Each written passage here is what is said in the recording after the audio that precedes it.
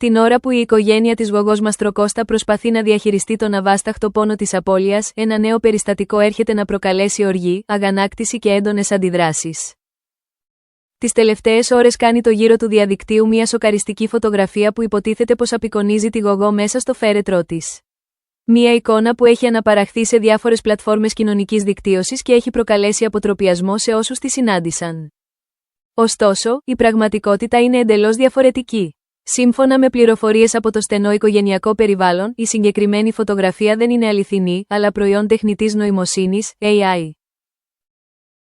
Πρόκειται για μια κατασκευασμένη εικόνα, η οποία ουδέμια σχέση έχει με τα πραγματικά γεγονότα και δημιουργήθηκε χωρίς κανέναν σεβασμό απέναντι στη μνήμη της εκλειπούσας και τον πόνο των ανθρώπων που την αγάπησαν. Το γεγονός αυτό έχει προκαλέσει τεράστια αναστάτωση στην οικογένεια, η οποία παρακολουθεί με θλίψη και οργή τη διάδοση του συγκεκριμένου υλικού στο διαδίκτυο. Η οργή της οικογένειας και των ανθρώπων που τη γνώριζαν. Οι δικοί της άνθρωποι δεν μπορούν να πιστέψουν ότι κάποιοι επέλεξαν να δημιουργήσουν και να διακινήσουν μια τέτοια εικόνα, εκμεταλλευόμενοι μια τόσο τραγική προσωπική στιγμή.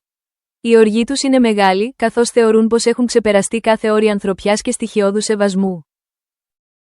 Άνθρωποι που βρίσκονται κοντά στην οικογένεια κάνουν λόγο για μια πράξη που προκαλεί βαθιά θλίψη και πληγώνει ακόμη περισσότερο όσους ήδη βιώνουν το πένθος τους.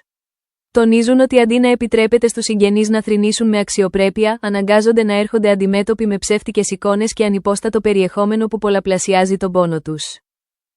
Δεν είναι λίγοι εκείνοι που ζητούν να σταματήσει άμεσα η αναπαραγωγή του συγκεκριμένου υλικού και να επιδειχθεί μεγαλύτερη υπευθυνότητα από τους χρήστες των κοινωνικών δικτύων.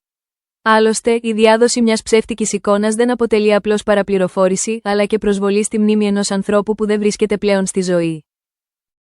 Η υπόθεση αυτή ανοίγει για ακόμη μία φορά τη συζήτηση γύρω από τη χρήση της τεχνητής νοημοσύνης και τα όρια που πρέπει να υπάρχουν.